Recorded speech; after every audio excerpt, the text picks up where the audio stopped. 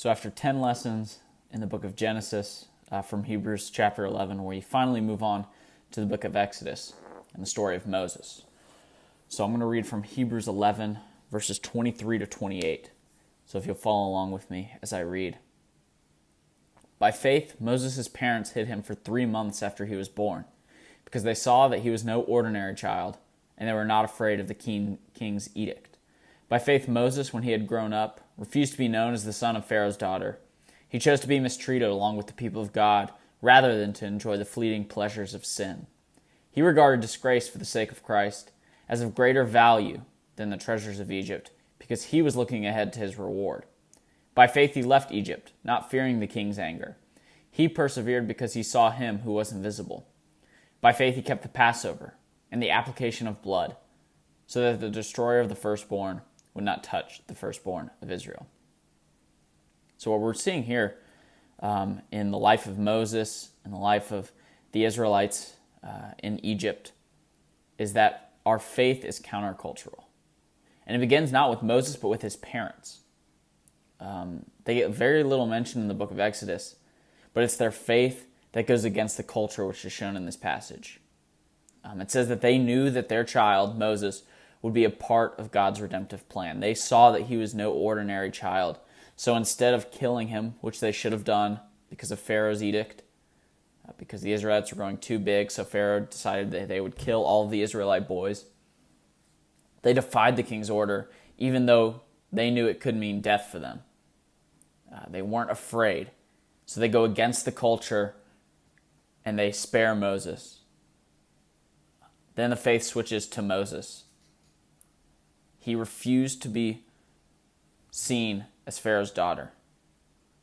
I'm sure when we look at Moses, his life as Pharaoh's daughter, I'm sure it would have been full of all the food he wanted, all the women he wanted.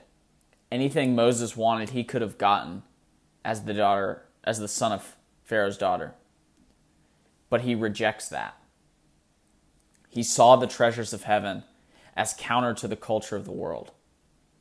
Our faith should go against the cultural norms of the day. And in fact, like Moses, we will be mistreated because of our faith, because it flies in the face of culture.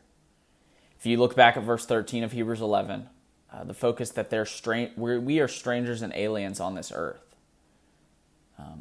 Moses chose to be mistreated with the people of Israel rather than enjoy the pleasures of sin. So, of course, the easiest example for us today is in our relationships. If you're in a relationship, the fleeting pleasure of sin, the fleeting pleasure of physical affection, and while it's a good thing, when it's taken too far, it is sin. But if you choose to identify with Christ, you put away the fleeting pleasures of sin because of the future glory of intimacy within marriage. So then it moves to Christ. This is the first time we explicitly hear the name Christ. So he regarded disgrace, Moses, for the sake of Christ, as of greater value than the treasures of Egypt, because he was looking forward to his reward. So if we look back to chapter 10 of Hebrews, 10:33-34, let me read that quickly. Sometimes you, the readers of Hebrews, were publicly exposed to insult and persecution. At other times you stood side by side with those who were being treated like that. You suffered with those who were in prison and joyfully accepted the confiscation of your property, because you knew yourselves had better and lasting possessions. So what happening to Moses is the same thing that's happening to the reader of Hebrews. Accepting Christ for them meant expulsion from the camp of Israel. They had to be on their own. So what does it mean for us? If we identify with Christ, we're going to endure persecution. Maybe that means losing friends. Maybe that means sometimes even losing relatives.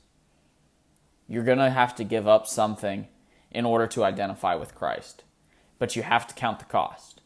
Is it worth it to lose this pleasure on earth in order to identify with something that is so much greater and long-lasting than the fleeting pleasures of sin on this earth? So why would Moses do this? Because he knew the promises of what was to come, and he knew God. And this is before God had even shown up to him at the burning bush. God put on his heart what was right before he knew God. So he leaves Egypt. And this could have a double meaning. It could be when they leave in the Exodus, but it also could be him fleeing to Midian after he kills the Egyptian. He endured because he saw God who was invisible. And then he keeps the faith at the Passover, the biggest miracle, and it probably looks super weird to the Egyptians, but the shedding of blood, which of course is ultimately fulfilled in Christ shedding his blood for us. So the application: look at ways in which your faith either does or does not fly in the face of culture. Our faith is countercultural. Christianity is countercultural. So look for ways in your life, whether that can grow or rejoice, and look to the promises if your faith right now is flying in the face of culture. And it may be awkward, and it does mean that you're going to lose some things.